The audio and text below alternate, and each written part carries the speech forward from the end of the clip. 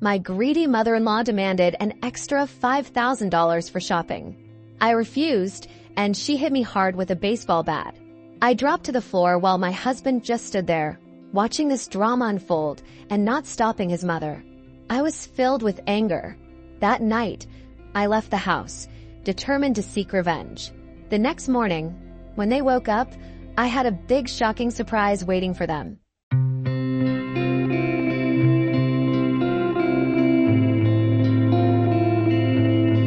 My name is Lisa, and I want to share my story. A story that began in a world filled with dreams, but quickly spiraled into a nightmare. At 29 years old, I was an online entrepreneur living in Dallas, Texas, thriving in the digital marketplace and earning about $30,000 a month.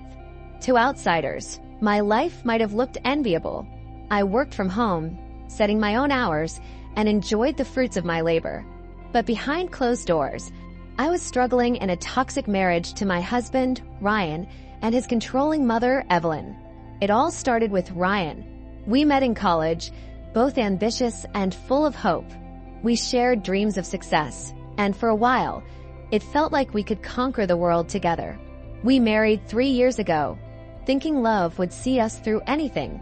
But as the months rolled on, reality set in. Ryan lost his job about 8 months ago, and that's when everything began to unravel. At first, I didn't mind supporting us. After all, I had built my business from the ground up, but the weight of responsibility started to feel like a mountain on my shoulders. I worked harder to make sure our bills were paid, the mortgage was covered, and groceries were stocked. Yet, instead of gratitude, I faced demands. Evelyn, Ryan's mother, was always hovering nearby, her eyes glinting with greed. In her late 50s, she had her own ideas about how I should spend my money. She never missed an opportunity to remind me of my duty as a daughter-in-law. "You're doing so well, Lisa," she would say, her voice dripping with false sweetness. "Surely, you can spare a little more for family." The first time she asked for money, it was a few $100s to cover her luxury trip to a resort.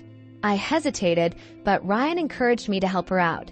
"It's just a little something to make her happy," he said, his eyes pleading. I relented, thinking it was harmless. But after that, it was never-ending. Evelyn's demands became more outrageous over time. One evening, she called me into the living room. "Lisa, we need to talk," she began, her tone serious. "I've been thinking about my wardrobe, and it's looking a bit shabby. I need at least $5,000 for a shopping spree. You can afford it." I froze, my heart racing. "Evelyn, I'm already covering everything. The mortgage, utilities, groceries, all of it comes from my income," I replied, trying to keep my voice steady. "I can't just keep giving you money for luxuries." Her expression twisted into one of contempt. "You think just because you earn a little that you can ignore your responsibilities? This is your family too, Lisa." Her words cut deeper than I cared to admit. "Family? You mean the family that doesn't contribute anything to the household?" I shot back, my patience wearing thin. I expected Ryan to step in, to defend me, but he remained silent, his gaze cast down. The silence felt like betrayal. In that moment, the tension in the room snapped. Evelyn stood up, her frustration boiling over. "If you can't help, then maybe you should just get out of this family," she yelled, her face flushed with anger. "Maybe you should talk to Ryan about contributing." I shouted back, feeling a rush of defiance. Her eyes narrowed, and in a fit of rage, she picked up a baseball bat that was leaning against the wall. Before I could react, she hurled it toward me. I barely had time to flinch before it struck me in the face, the pain radiating through my entire body. I stumbled back, clutching my cheek, as tears of shock filled my eyes. "What the hell, Evelyn?" I gasped, trying to catch my breath. I looked to Ryan, desperate for him to intervene, but he stood frozen, watching the scene unfold as if it were a reality show he couldn't change. My heart sank deeper. I realized in that moment that I was truly alone. "You're ungrateful," Evelyn screamed, her voice echoing in the room. "You think you can just take without giving anything back? You don't belong here." It was a turning point, the moment I understood the depth of their manipulation. I felt a mix of rage and despair as I staggered back, the pain in my face overshadowed by the hurt in my heart. I had let things escalate this far. That night, I packed my bags. I didn't care that Ryan wasn't home. He had gone out with friends, leaving me to fend for myself. I gathered my belongings, determined to reclaim my life, even if it meant returning to my parents' house. As I drove away, tears streaming down my cheeks, I felt a strange sense of relief wash over me. It was as if I had finally broken free from unseen chains. But along with that relief came a simmering anger, a desire for revenge. In the days that followed, I stayed at my parents' house, contemplating my next move. I knew I had to file for divorce. I was done living under the control of Ryan and his mother. I was tired of being treated like a bank instead of a partner. My resolve hardened as I thought of Evelyn's cruel words and Ryan's betrayal. I could see them coming back, begging me to return. I imagined Ryan, looking for sympathy as he promised to change, and Evelyn, all sweetness and light, pretending nothing had happened. I wouldn't fall for it again. But I had a plan. I needed to take control of the situation. If they wanted me back, they would have to pay for it. The thought of making them transfer ownership of the house into my name danced in my mind. It was a risky move, but I was done being the victim. As I plotted my revenge, I couldn't help but feel a mix of dread and excitement. I had a long way to go, but I was determined to reclaim my life and my worth. And I was ready to face whatever came next. Little did I know the battle was just beginning. Days turned into a week after I left, and the initial pain of my departure began to fade, replaced by a fierce determination. I was ready to take control of my life. My parents were supportive, offering me comfort and encouragement, reminding me that I deserved to be happy. They saw the bruises, not just on my face but on my spirit. One evening, as I was sitting at my parents' kitchen table, my phone buzzed. I glanced at the screen to see Ryan's name flashing. My heart raced. I hadn't spoken to him since the night I left. I hesitated for a moment, but curiosity got the better of me. I answered. "Lisa?" Ryan's voice sounded small, almost defeated. "Can we talk?" "Why?" "So you can convince me to come back." I shot back, trying to keep my anger in check. "No, it's not like that. I want to apologize. I didn't know what to do that night. Mom, I never thought she would go that far." His words trailed off, and I could hear the guilt in his voice. "Really, Ryan? You didn't know?" "You stood there and watched while she attacked me." I felt the heat rising in my chest. "You didn't lift a finger to help me?" "I'm sorry." I was shocked. I thought it would calm her down if I didn't say anything. His excuse fell flat, and I could feel my patience wearing thin. "Save it, Ryan. I don't want to hear your excuses. I'm done with this." I hung up, the familiar sense of betrayal creeping back. Over the next few days, I felt a mix of emotions, anger, frustration, and determination. I knew I had to take the next step. I spoke with a lawyer about filing for divorce, laying out my plans to ensure that I would not be taken advantage of any longer. My lawyer explained the process and advised me to gather financial documents and evidence of my income. The thought of facing Ryan and Evelyn again sent shivers down my spine, but I was resolute. That Friday, I received an unexpected visitor. As I was watching television, my mom came into the living room with a concerned expression. "Lisa, someone's at the door for you," she said hesitantly. My heart sank. I knew who it was before I even opened the door. When I did, there stood Ryan and Evelyn, looking uncharacteristically subdued. "Can we come in?"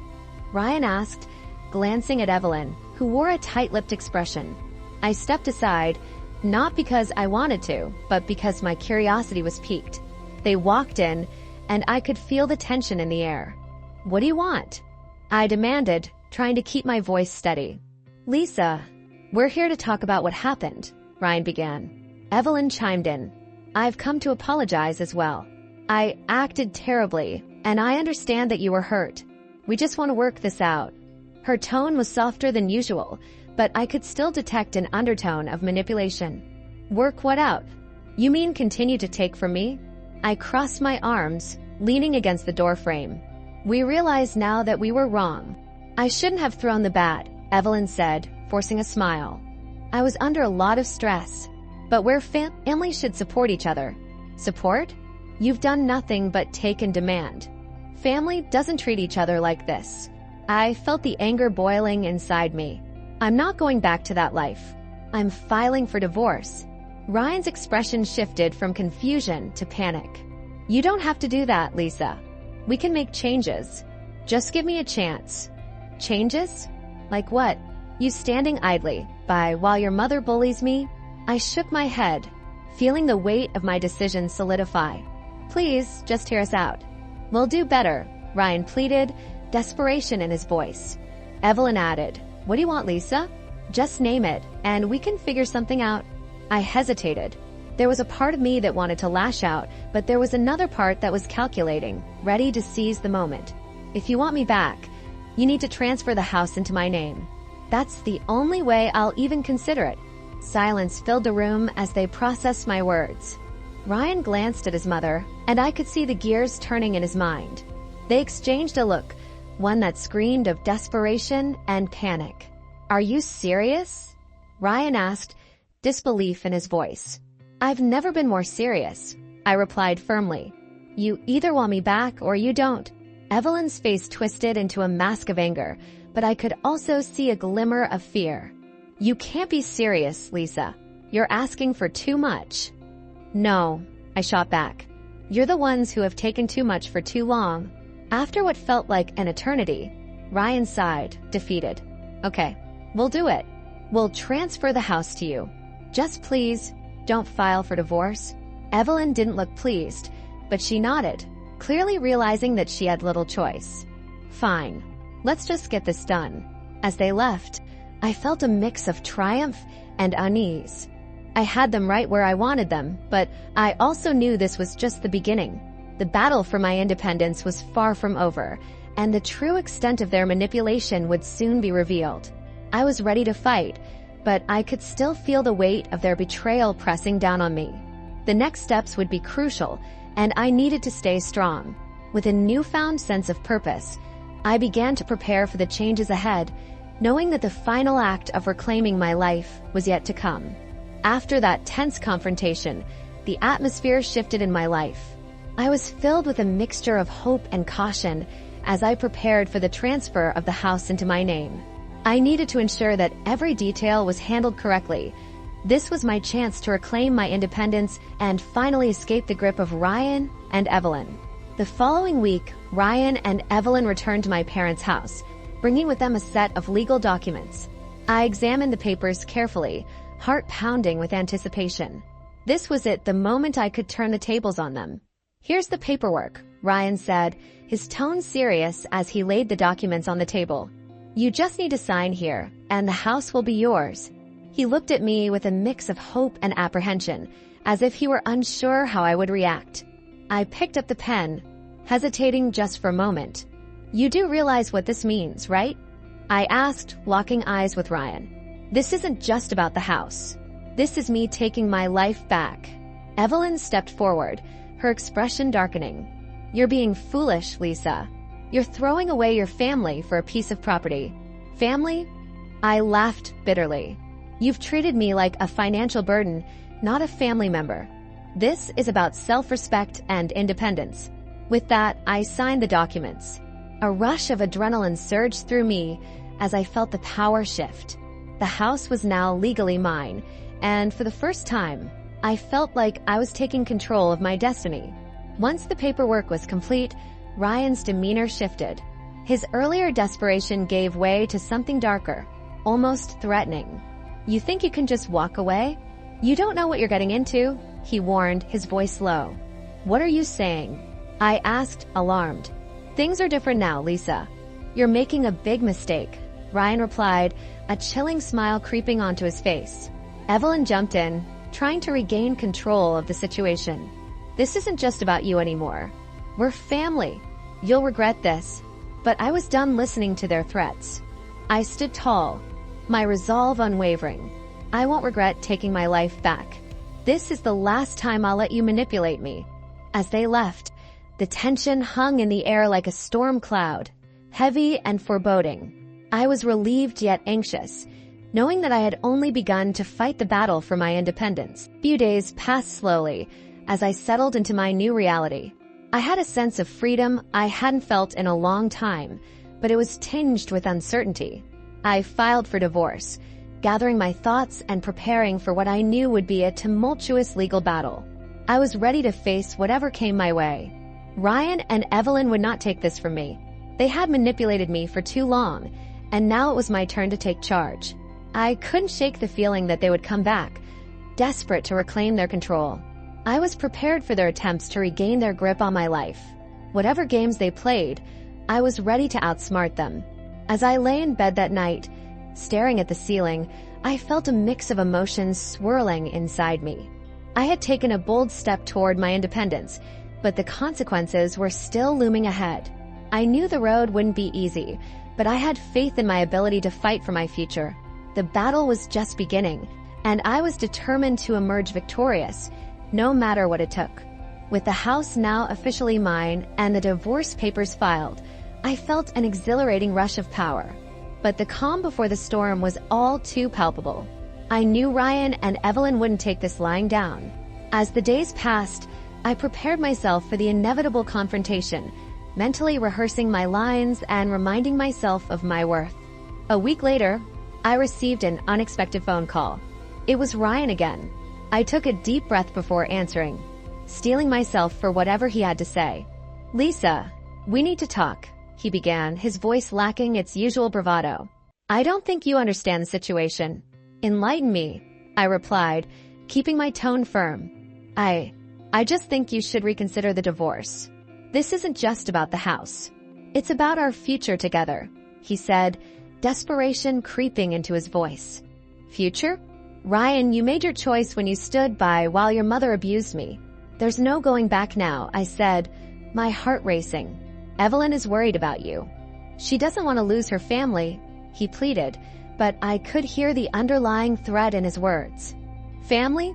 You mean the family that treats me like a financial source? I'm done with all of that.